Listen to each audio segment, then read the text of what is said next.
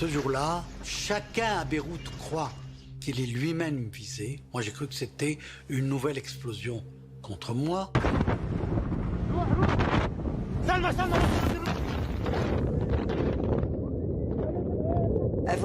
Tout le monde a cru qu'une bombe explosait à côté de lui. Et nous aussi. Nous sommes sortis pour voir où était la bombe, mais il n'y avait pas de bombe. Quelques minutes plus tard, on a vu la fumée venir du port.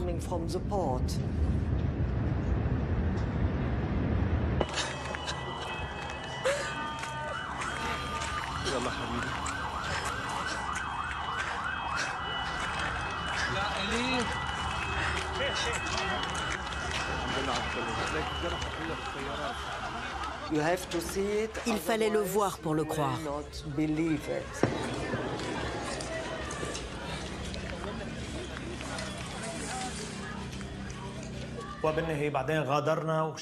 Quand on est sorti, on a eu l'impression de se trouver littéralement en enfer.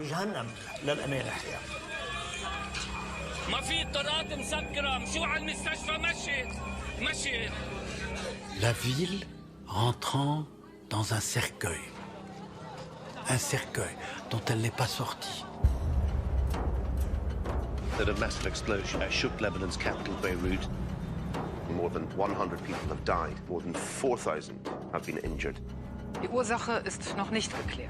Un incendie aurait provoqué l'explosion de 2700 tonnes de nitrate d'ammonium stocké dans le port. 2,750 tons of ammonium nitrate.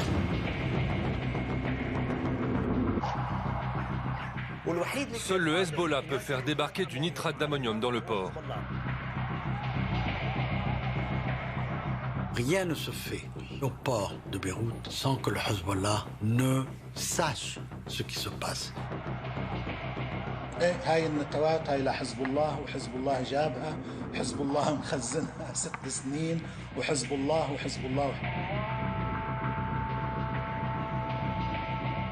أنا أود أن أؤكد اليوم أن أعلن وأؤكد نفيا قاطعا مطلقا حاسما أنه ما في شيء لإلنا بالمرفأ.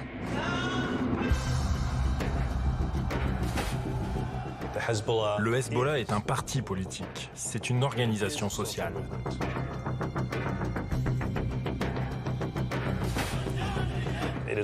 C'est aussi une redoutable milice. Mieux armée, mieux entraînée que l'armée libanaise.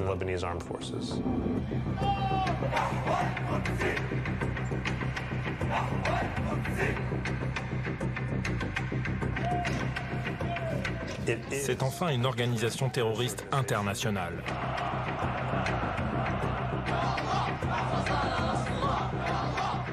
Le Hezbollah fait passer Al-Qaïda pour de petits joueurs.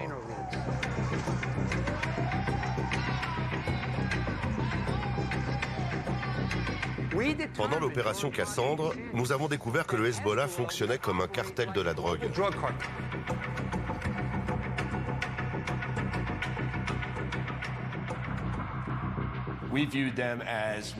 Nous avons découvert que c'était l'une des organisations criminelles internationales les plus redoutables.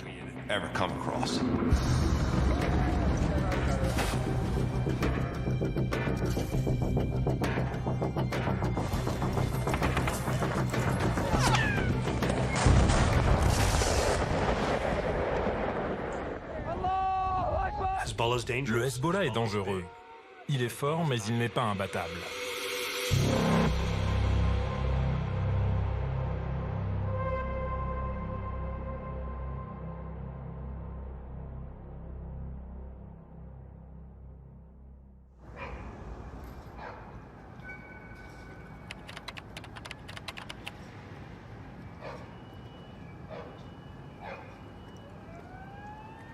L'ombre du Hezbollah plane sur l'explosion du port de Beyrouth et l'enquête s'annonce impossible. Comme si cette organisation islamiste était protégée par une impunité divine. Depuis 40 ans, ces militants infiltrent tous les rouages de l'État libanais et défient la justice. De confession chiite, ils rêvent d'instaurer la loi religieuse, la charia, comme en Iran.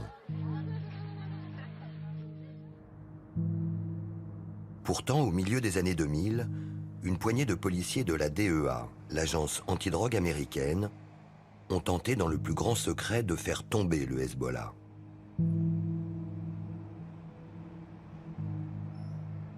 Ils ont enquêté sur 4 continents, révélé l'une des faces cachées de celui que l'on appelle le Parti de Dieu, avant de se heurter eux aussi à son statut d'intouchable. Le nom de code de leur opération, Cassandre, du nom de la déesse grecque qui avait le don de prédire les malheurs, mais que personne n'écoutait. Leur enquête démarre aux États-Unis, sur les ruines encore fumantes du World Trade Center.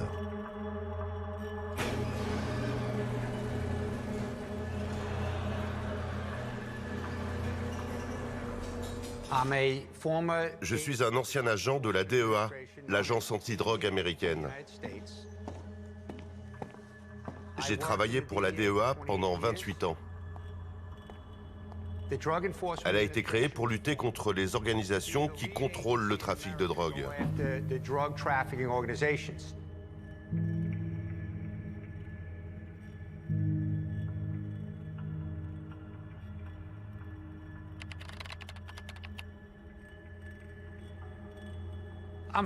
Je viens de New York. J'ai vu les attentats du 11 septembre. Mon frère était dans l'armée de l'air. Il est parti se battre en Afghanistan et est revenu dans un cercueil parce que son hélicoptère s'est crashé. Je suis donc très investi dans tout ce qui touche à la sécurité nationale. Après le 11 septembre, j'ai eu l'occasion de diriger la division des opérations spéciales de la DEA.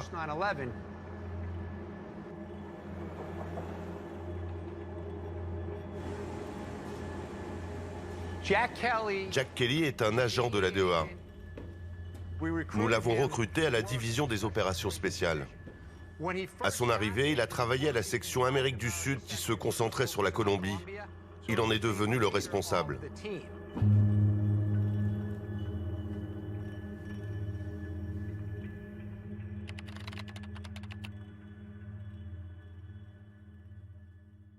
Travailler à la division des opérations spéciales générait un sentiment de jalousie chez les autres.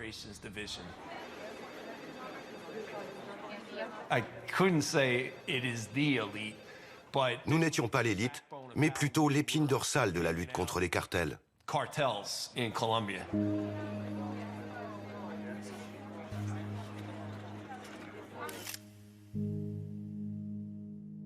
J'ai rejoint la DEA juste après le bac. Tout d'un coup, vous portez une arme. Vous êtes un agent fédéral affecté à New York. Vous avez juste 24 ans. C'était un sentiment assez incroyable. This is the battlefield. And this is the enemy. It is a crack epidemic. La plupart de mes équipiers étaient plus âgés. J'étais comme leur pitbull. Ils me libéraient et me disaient « Cours et ramène ce type !»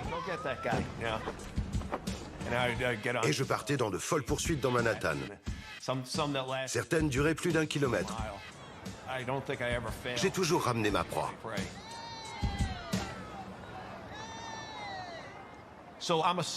Je suis maintenant chef d'équipe à la division des opérations spéciales. L'idée est de traquer l'argent des cartels. Nous nous faisons passer pour des criminels qui savent blanchir l'argent et proposons nos services. Cela permet d'infiltrer les cartels au plus haut niveau. Leur chef nous confie la mission la plus importante, récupérer l'argent de la drogue vendue dans la rue.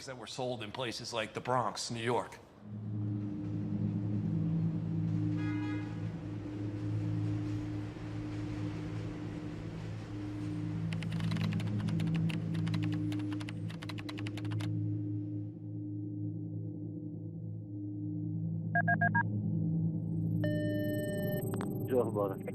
تمام الحمد لله، ماشي حالها، ظبطت موضوع البيع وكل شيء؟ الفينكا؟ ايه معلوم، كتر خيرك، شو خلاص؟ مبروك، ماشي الحال.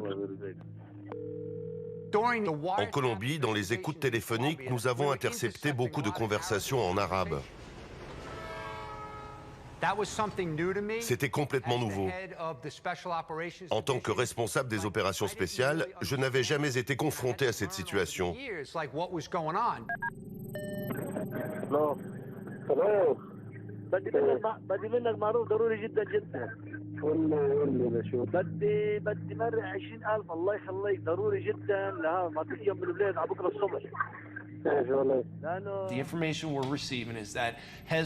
D'après nos renseignements, le Hezbollah était en train de s'implanter en Amérique du Sud et de se lancer dans le trafic de cocaïne et le blanchiment d'argent.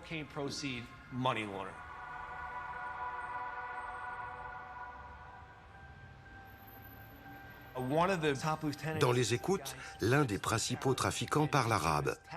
Il l'appelle le Taliban, parce qu'après le 11 septembre, tous les Arabes étaient surnommés talibans.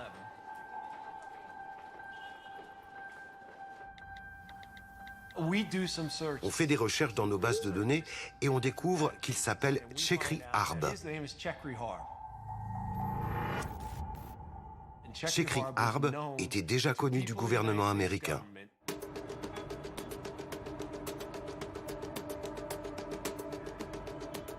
Chekri Harb était lié au Hezbollah, à l'Iran, et soupçonné d'attaques terroristes.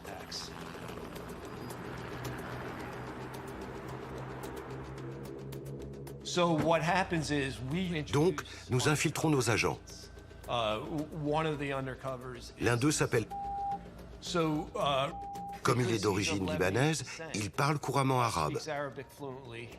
Nous l'envoyons rencontrer Chekri Harb en Colombie.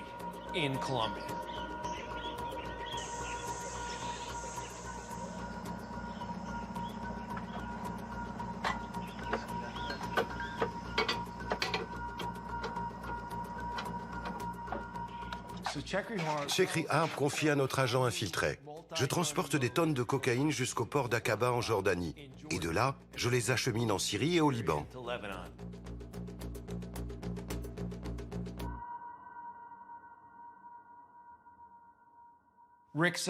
Il lui répond: si vous importez de la cocaïne en Syrie et au Liban, vous devez être très proche du Hezbollah. Alors Chekri Harb sourit et hoche la tête. Oui, je travaille avec le Hezbollah.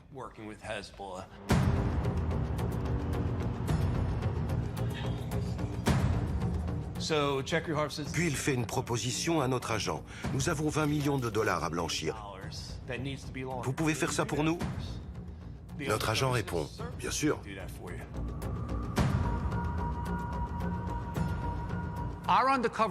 Notre agent les a tellement convaincus qu'il était un vrai méchant qu'ils lui ont proposé le contrat pour amasser les 20 millions de dollars et il l'a fait.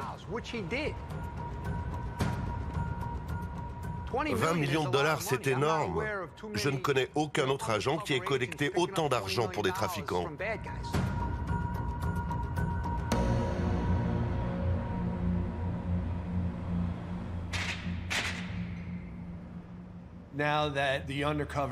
Notre agent est devenu une telle superstar chez les trafiquants qu'ils lui proposent de diriger leurs opérations au Proche-Orient. Ça veut dire qu'un policier de la DEA infiltré va devenir un lieutenant du cartel de Medellín, responsable du trafic de cocaïne et du blanchiment d'argent.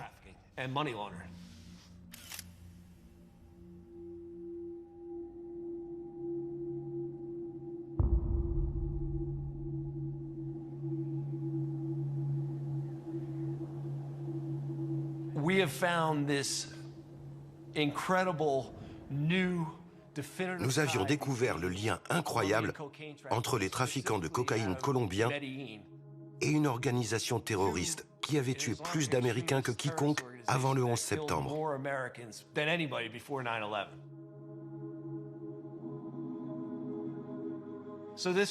C'était une idée totalement nouvelle. Les autres agences du gouvernement trouvaient cela fantaisiste, parce qu'ils n'en avaient jamais entendu parler avant.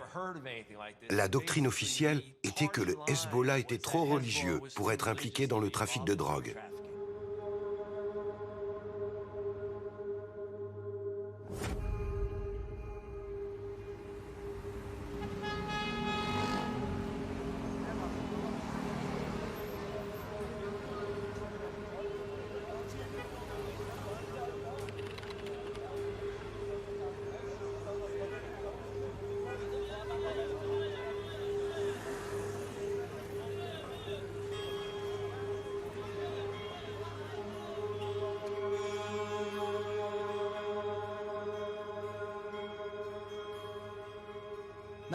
Que racontent les Américains? Pourquoi sont-ils contre le Hezbollah? Nous, les drogues, on les considère haram.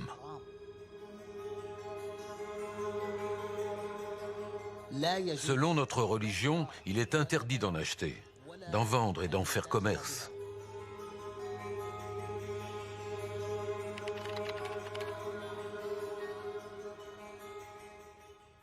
Comment pourrions-nous trafiquer de la drogue alors que nous l'interdisons? Ce n'est pas vrai. Je vais vous livrer un secret. Il y a 30 ans, nous avons décidé de ne prendre part à aucun commerce. Ni petit, ni grand, ni seul, ni en partenariat avec d'autres. Parce que dans tout business, il y a toujours des problèmes de corruption et de compromission. Ce n'est pas nous.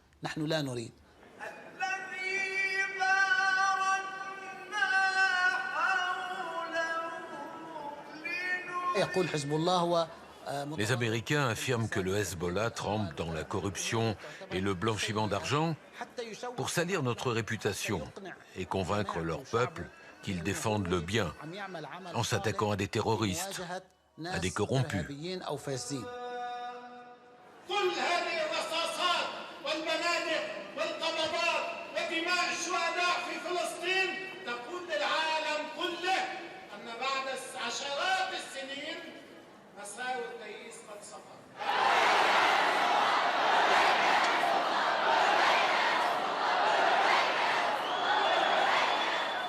Il est où le terrorisme du Hezbollah dans le monde?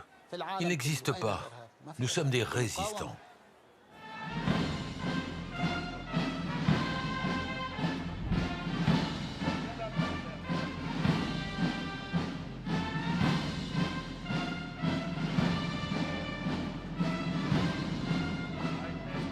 Ils ne veulent pas que l'on résiste? Le Hezbollah résiste. Il est honnête. Et de toute façon, notre histoire parle pour nous.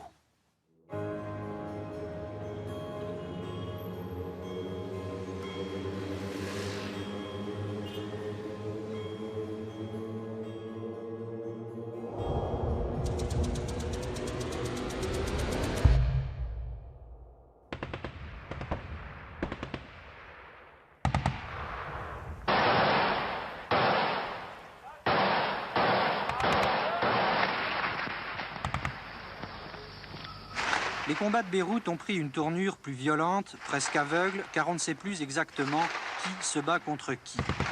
Les affrontements restent localisés... Sur la piste des trafiquants de drogue du Hezbollah, les policiers de la DEA plongent dans l'histoire sanglante et chaotique du Liban, le terreau du Parti de Dieu.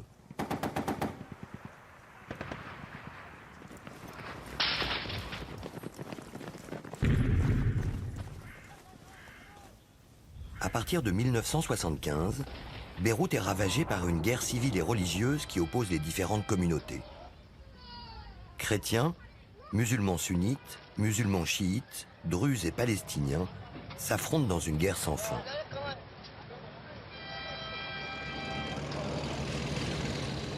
En juin 1982, l'armée israélienne envahit Beyrouth pour en chasser les Palestiniens. C'est l'opération Paix en Galilée.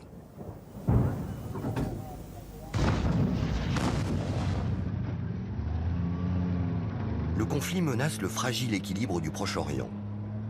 Des militaires français et américains débarquent pour faire cesser les armes. Ils deviennent la cible d'une organisation inconnue qui a juré de libérer le Liban de toute présence étrangère.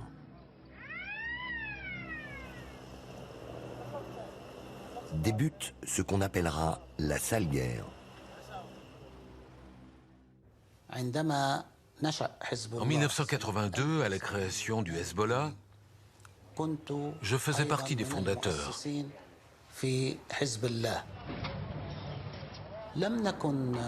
Nous n'étions pas favorables à la présence des Occidentaux au Liban. Nous avons toujours voulu qu'ils quittent le pays et cessent d'influencer la situation au Liban.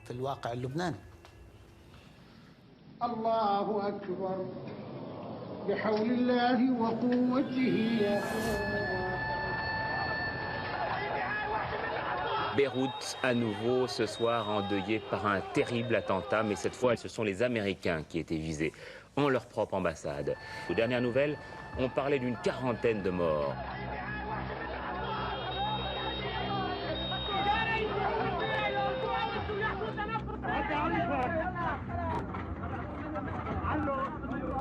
J'ai vu subitement un immeuble disparaître. C'était l'ambassade des États-Unis. Premier grand round entre le Hezbollah et les Américains.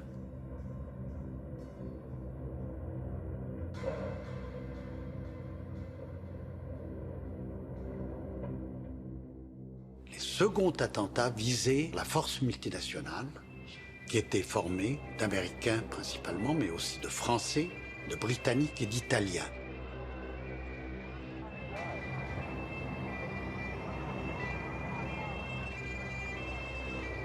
We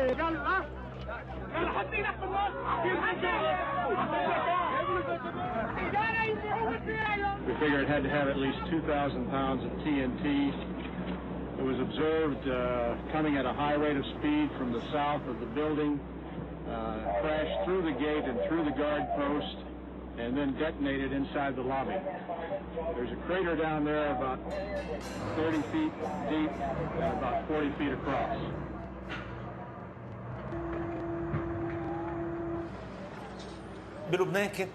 Au Liban, c'était le premier attentat suicide. On n'en avait jamais entendu parler avant, ni dans le pays, ni dans la région.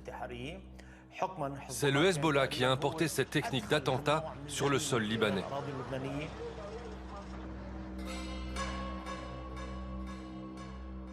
بناء للأوامر الصادرة من قائد القوات المسلحة في حزب الله نمضي نفجر أجسادنا نزلزل الأرض تحت أقدام أعدائنا أمريكا وإسرائيل لبيك يا حزب الله لبيك يا حزب الله بالتأكيد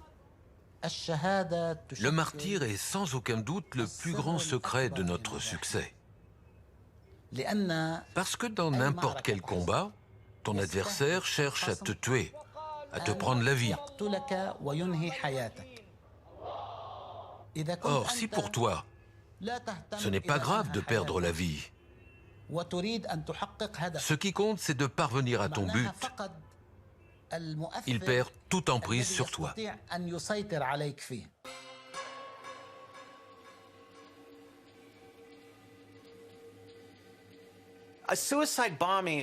Un attentat suicide est un message.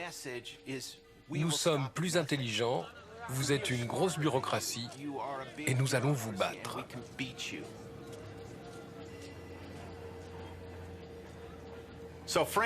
La France et les États-Unis étaient dans le même bateau. On essayait de comprendre ce qui se passait au Liban. Nous voulions connaître les noms de nos ennemis. Nous voulions leurs photos, connaître leurs planques et savoir comment les approcher. Une fois identifiés, nous appelons la force Delta pour les tuer. C'était ça mes ordres.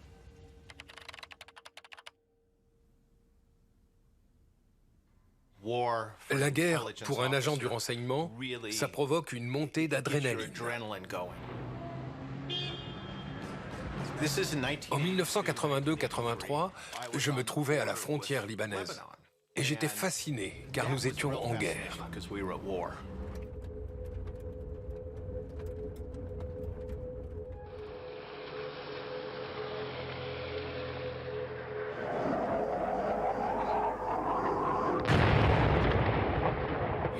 Je voyais les raids israéliens sur la plaine de la Beka, et les bombes du New Jersey passaient au-dessus de ma tête.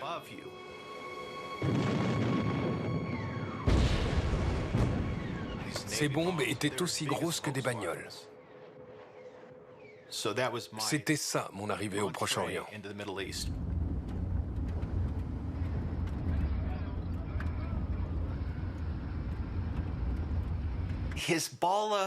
Le Hezbollah n'existait pas en 1982. Ils ont rassemblé tous les groupes chiites concurrents et ont créé une résistance unifiée.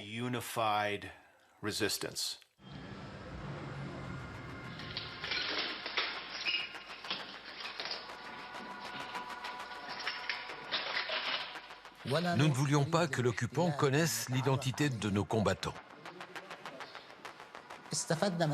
Nous avons profité de cette période pour nous organiser. Et dans un deuxième temps, nous avons commencé à revendiquer nos opérations au nom de la résistance islamique.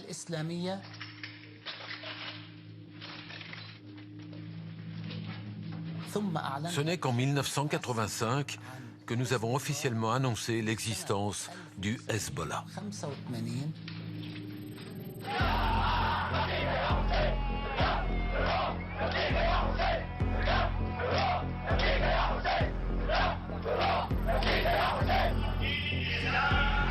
Décidée à mettre fin à 13 siècles d'humiliation, la communauté chiite libanaise explose.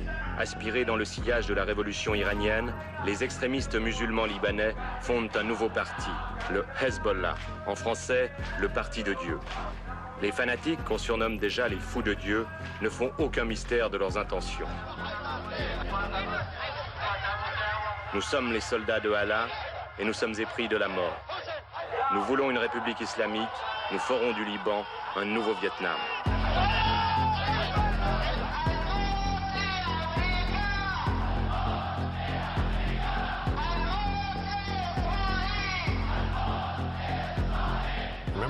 Rappelez-vous 1982. C'est juste 3 ans après la révolution iranienne. Et l'un des piliers était l'exportation de cette révolution.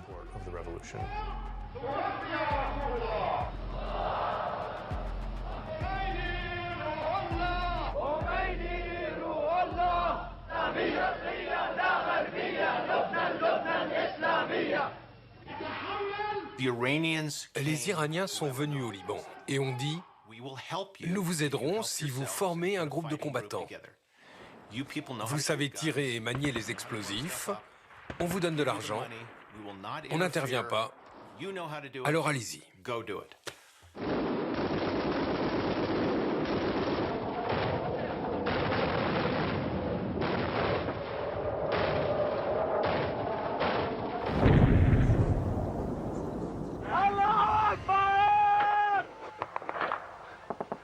On était pris déjà dans l'engrenage et le Hezbollah était devenu un acteur principal avec le nouveau style, les voitures ou les camions piégés avec des conducteurs suicides.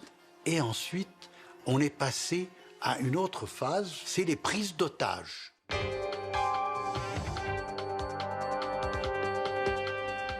Good morning, everyone. It's the third hijacking this week involving Beirut, and this time the plane and most of the passengers are from the United States. TWA Flight 847 was en route from Athens to Rome this morning when it was hijacked by suspected Shiite Muslims and forced to fly to Beirut.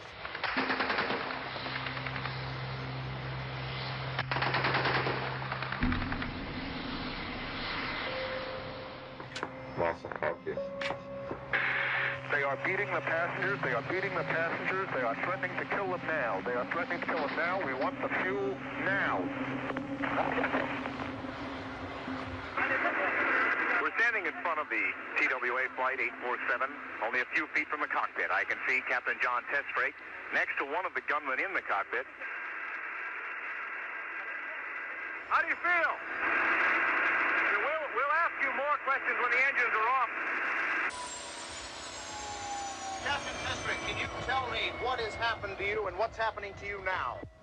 Not very much is happening to us now. Can you talk to them? Do they speak English? Can you communicate with them? Sometimes better than others. It depends on who's on board. Quickly. Captain, many people in America are calling for some kind of rescue operation. I think that we'd all be dead men if they did, because we're continually surrounded by many guards. Do you have any thoughts on whether or not the United States should have it? C'est Imad Mournier qui est dans le cockpit de la TWA.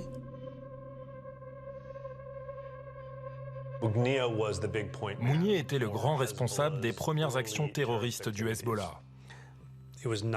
Il n'était pas spécialement religieux. Il a commencé comme garde du corps, puis est devenu le chef des opérations terroristes du Hezbollah, en participant à toutes les actions depuis le début.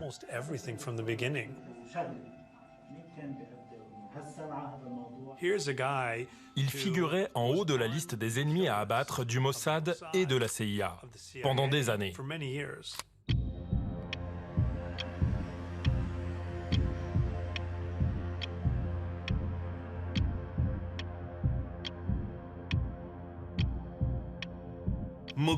Mougnier était dans l'avion. Nous avons trouvé ses empreintes. Mais ce n'était pas lui dans le cockpit. Il n'aurait jamais montré son visage en public. Jamais. Il ne s'est jamais montré aux otages parce qu'il savait qu'un jour il serait libéré et qu'il pourrait l'identifier. C'était un fantôme et il savait rester un fantôme. Je devais le tuer.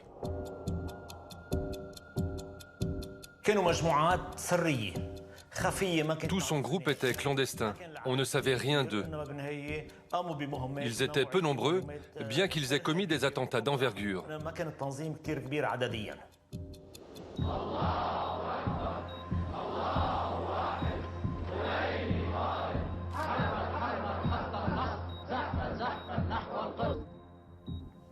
Le Hezbollah n'a rien à voir avec les enlèvements et les attentats contre les Marines ou les parachutistes français. C'est apparemment sans regret que les GIs quittent le sol libanais pour s'installer à bord des navires de guerre américains qui patrouillent à proximité des côtes.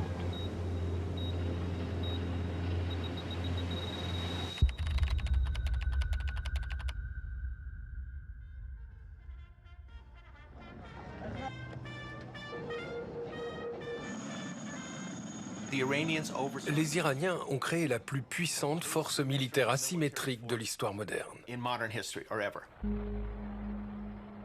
Les Français et les Américains ont été chassés par un gars qui commandait 20 personnes. Dans l'histoire, il n'y a rien de comparable.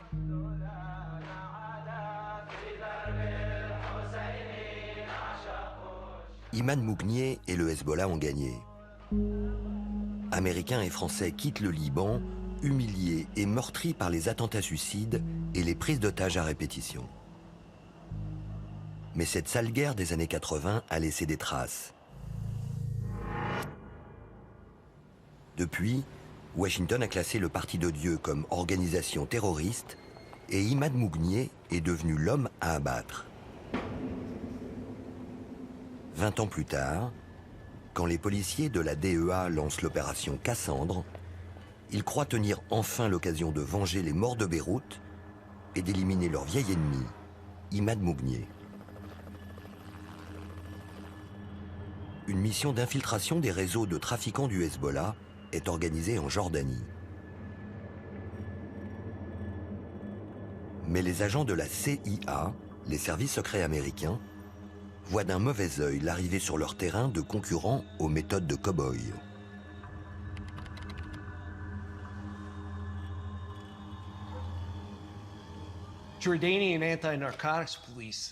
La police antidrogue jordanienne avait placé sur écoute les contacts téléphoniques de Chekri Harb.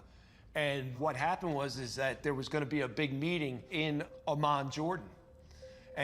grande réunion devait se tenir à Amman. Et Chekri Harb devait présenter notre agent infiltré à des membres haut placés du Hezbollah. فانطوسي هذا قلت لي ساعة قوية وكل شيء فيش مشكلة بالمرة. حط جرايك بمي مسقعة، بتعرف شو مسقعة؟ ايه، كون نحن عارفينه منين جاي، هي أهم شيء. لا ساعة ما تحكرش الهم، من هالناحية ما تحكرش الهم. ايه. D'après les écoutes, nous avions de bonnes raisons de croire que Harb travaillait sous la protection de Mougnier.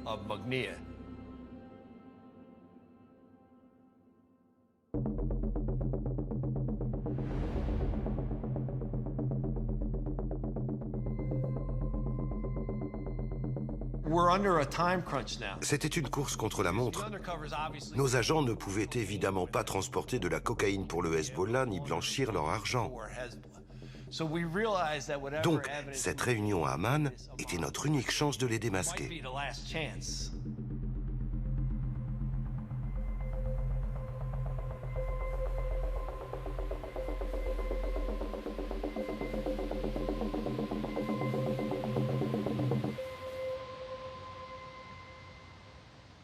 Et la veille de la réunion, elle est annulée sur ordre de l'ambassade des États-Unis. Ils n'ont pas autorisé notre agent infiltré à rencontrer nos cibles sur le terrain. Et ils n'ont donné aucune explication, ce qui, pour être honnête, était très frustrant et très désagréable.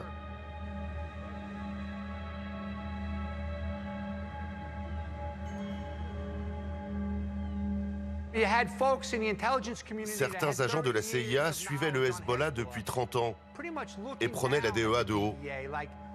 Qu'est-ce qu'elle y connaît au Hezbollah? La DEA est devenue comme une mouche dans leur soupe.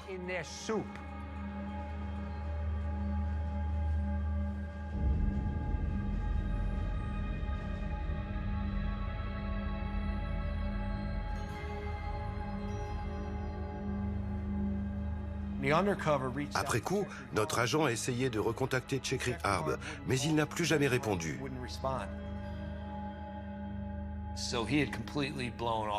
Il s'est envolé et l'opération d'infiltration a échoué. L'occasion a été perdue, cramée.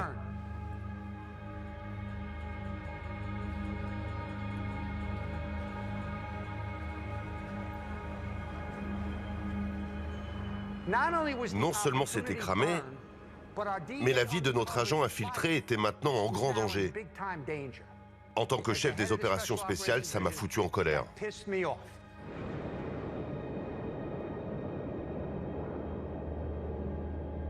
La CIA, les services secrets américains, a fait échouer l'opération Cassandre montée par la DEA, l'agence antidrogue. Cette guerre des services illustre surtout l'impuissance de Washington face à un ennemi qui a grandi et changé de visage. Au milieu des années 2000, le Hezbollah n'est plus un groupuscule terroriste. Il s'affiche comme un parti politique respectable qui envoie des députés au Parlement libanais et défend les intérêts de la communauté chiite, longtemps marginalisée. Ils ont choisi leur nouveau chef politique, Hassan Nasrallah, un religieux formé en Iran. Dans l'ombre, toujours clandestin, le chef militaire Imad Mougnier continue de diriger la guerre contre Israël, baptisée Résistance. Car contrairement aux Occidentaux qui ont quitté le pays, l'armée israélienne occupe toujours le sud du Liban.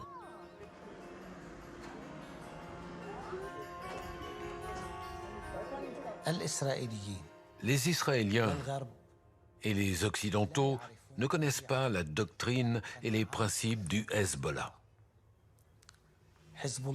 Le Hezbollah croit en l'islam.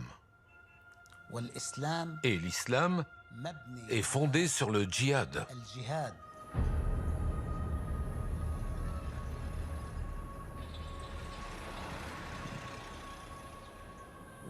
Et vous savez bien que le Hezbollah n'a jamais été aussi fort, malgré tous ces pays qui l'accusent de terrorisme.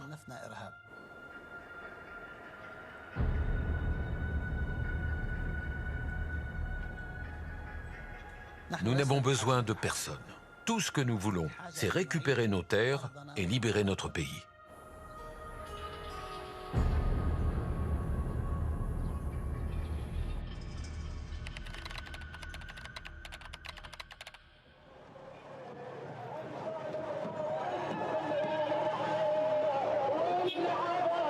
V de la victoire, drapeau du Hezbollah claquant au vent, en voiture ou en fourgonnette, des milliers de Libanais envahissent à l'heure actuelle les routes menant au sud du pays. Au fur et à mesure que l'armée israélienne se retire, les civils encadrés de miliciens du Hezbollah progressent.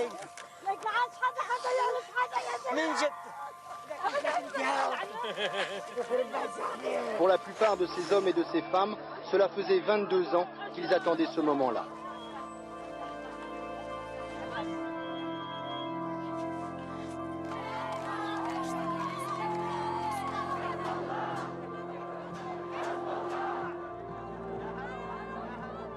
C'est l'époque dorée du Hezbollah. Ils ont captivé le cœur et l'esprit des masses arabes pendant un bon moment, malgré le fait qu'ils étaient chiites et que 90% de la population arabe est sunnite.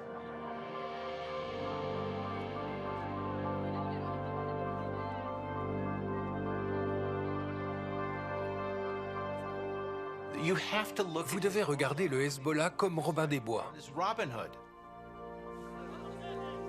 Et si vous êtes libanais, que vous en avez marre d'être humilié, qu'est-ce qu'il vous reste? Le Hezbollah, c'est tout.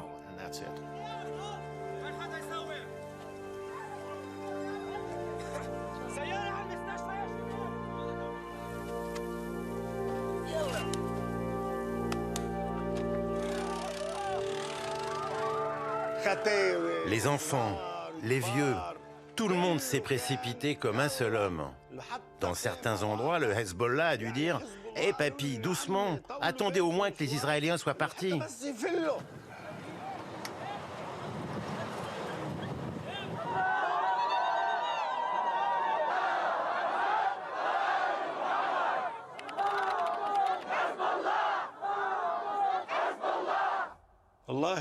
Que Dieu salue Mohamed et sa famille.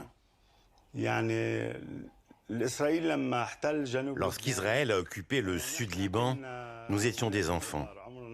J'avais 13 ans.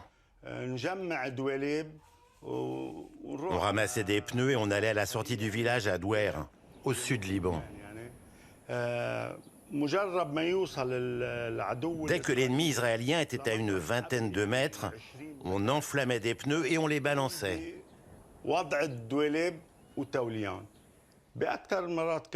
On s'est fait embarquer plusieurs fois. Les Israéliens nous filaient des baffes. 3 fois rien, on était des gamins. Puis ils nous relâchaient.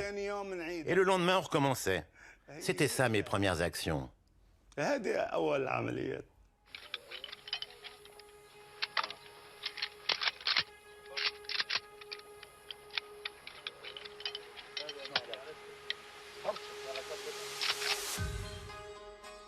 Mon engagement militaire, lui, a commencé en 1986.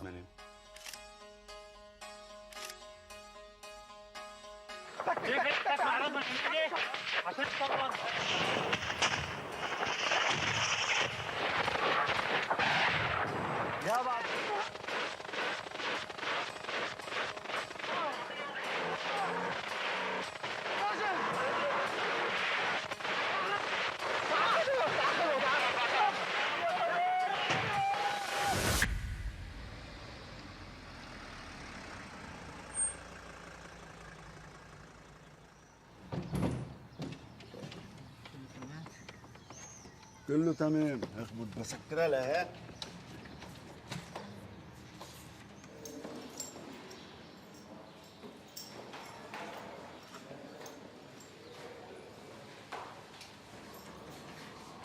يا هلا سلام كيفك حبيب القلب الله يعطيك العافيه يا رب. J'ai été blessé 17 ou 18 fois. Ces blessures, ce sont mes médailles.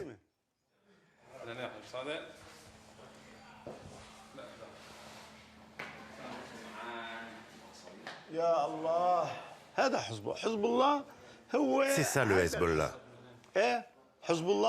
Il ne te laisse jamais tomber. À la moindre blessure, il prend en charge les blessés, mais aussi leur famille.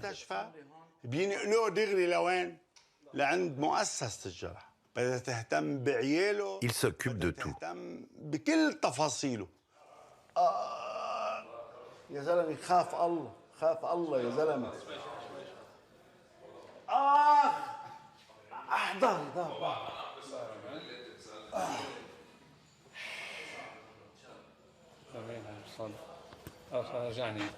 لا لا لا طلع.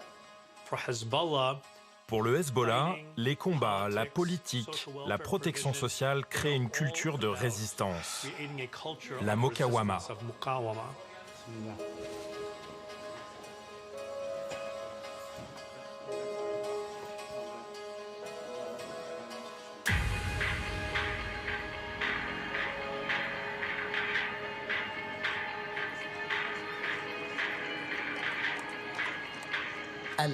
Aujourd'hui, nous incarnons une véritable force populaire qui va des enfants aux femmes, aux hommes et aux vieillards. La famille en entier appartient au Hezbollah. Nous ne sommes pas une organisation ordinaire.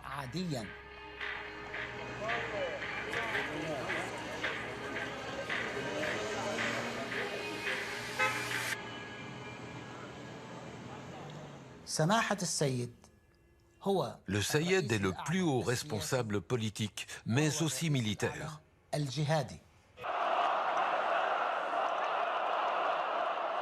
Il n'existe aucune distinction.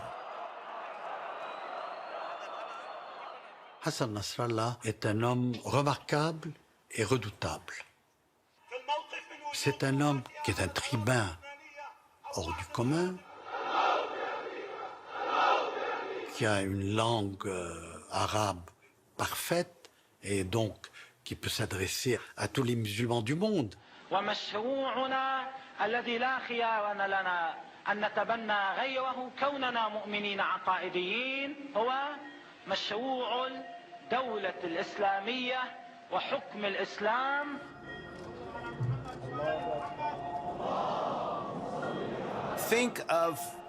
Pensez à Nasrallah comme à Robespierre.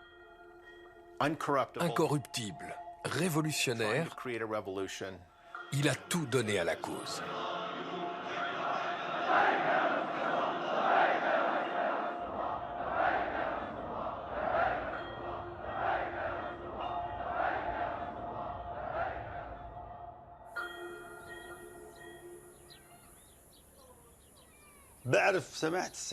Je connais personnellement son Excellence le Sayed Hassan Nasrallah.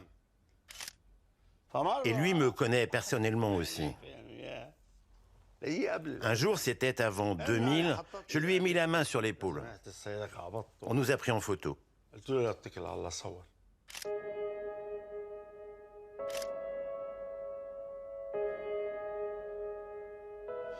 Cette bague, elle vient du Sayed.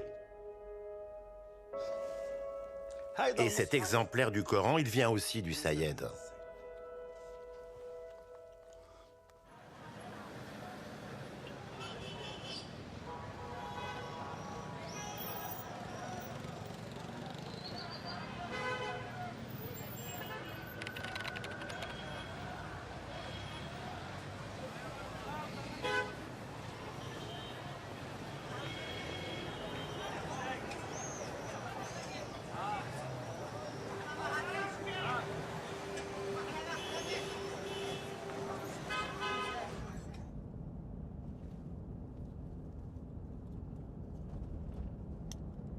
Pendant toute la période, je dirais, glorieuse du Hezbollah, on allait chez Nasrallah.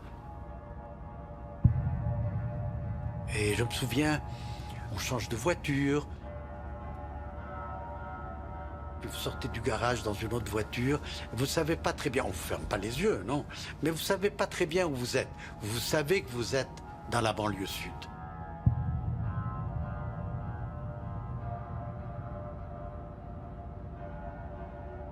C'est qu'il y a un quadrilatère, ce qu'on appelle le Murabba, le quadrilatère du parti, c'est quelque part là-bas.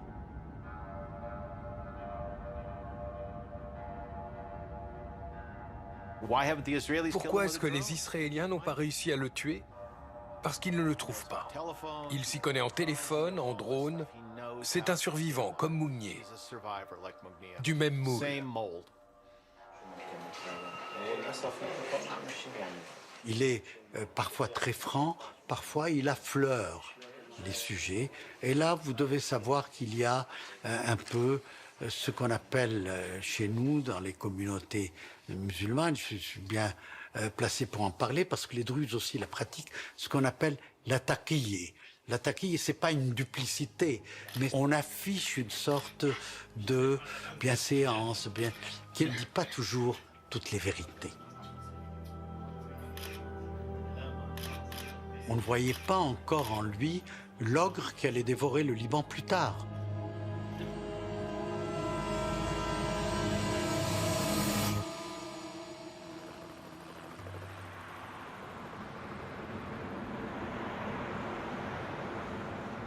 Au début des années 2000, personne en Occident ne voit le Hezbollah étendre son emprise sur le Liban. Au même moment, la communauté internationale a les yeux rivés sur l'Irak. Les États-Unis viennent d'envahir le pays et affrontent une farouche résistance de milices locales. Beaucoup d'entre elles sont chiites, armées et financées par l'Iran. Ce que les Américains ignorent à ce moment-là, c'est que des combattants libanais du Hezbollah sont venus prêter main forte à leurs frères irakiens au nom de la solidarité chiite et de la lutte contre l'ennemi commun, le Grand Satan.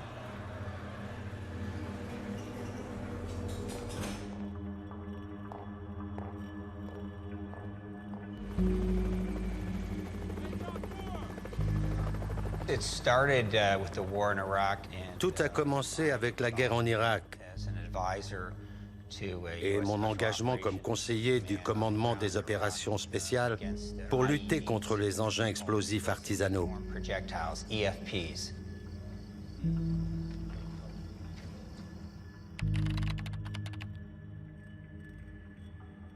La façon dont cet explosif était conçu provoquait des dégâts dévastateurs. Come here, man, check this out. Yeah, those are like bombs. Look at that thing. Un petit tube relié à une plaque de cuivre provoquait une explosion capable de découper un tank Abrams en deux, ce que personne n'avait jamais vu avec un explosif classique.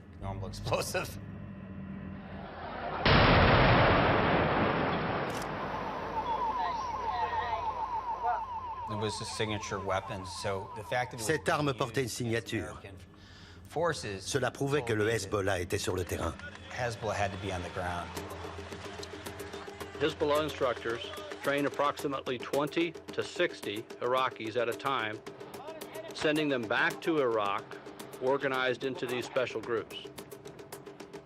They're being taught how to use EFPs, mortars, rockets, as well as intelligence, sniper, and kidnapping operations.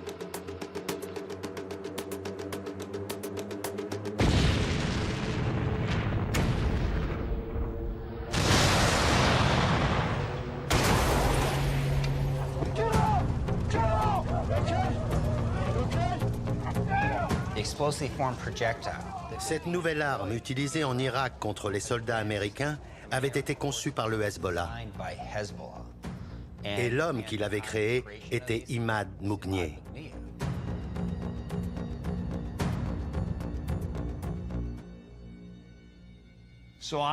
J'ai entendu parler de l'homme du président. Il l'appelait ainsi parce qu'il travaillait directement pour le président Bush et la Maison-Blanche.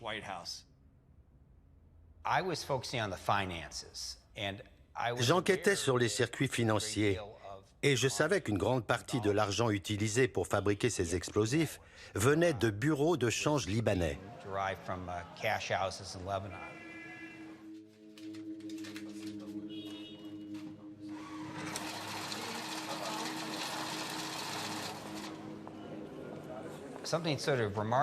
Quelque chose d'incroyable est arrivé. Nous avons identifié des numéros de téléphone liés aux attaques en Irak qui étaient en contact avec des numéros en Amérique du Sud.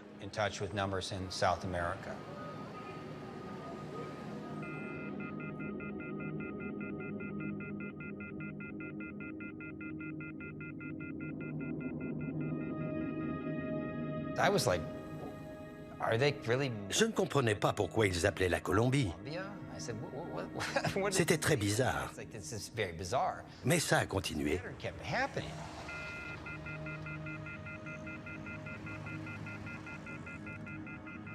Pourquoi ces gens-là sont-ils en contact? De quoi parlent-ils?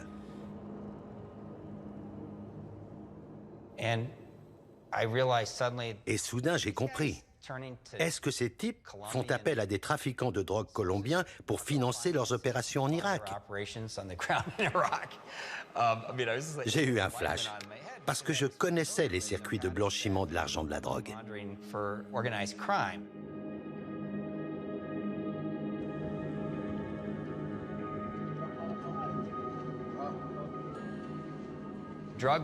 L'argent de la drogue, d'une façon ou d'une autre, finançait la guerre en Irak.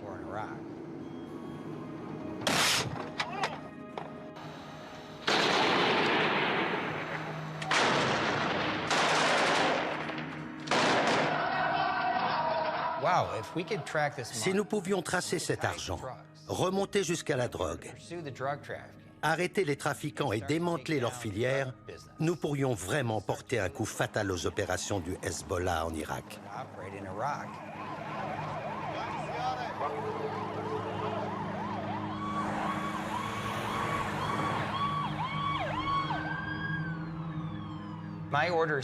J'avais pour ordre de m'attaquer à ces filières et de remonter jusqu'au chef. Et le chef, c'était Imad Mougnier.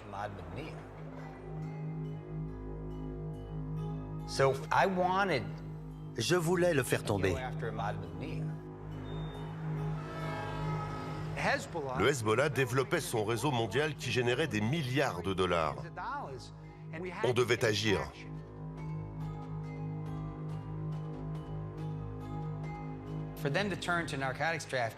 Qu'il soit mouillé dans le trafic de stupéfiants était le plus beau cadeau qu'il pouvait nous faire. Du coup, nous pouvions utiliser les lois et non les armes pour les attaquer.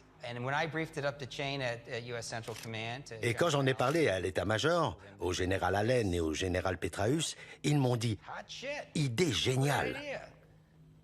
On ne peut pas rêver mieux, parce qu'on n'arrive pas à éliminer ces types-là. »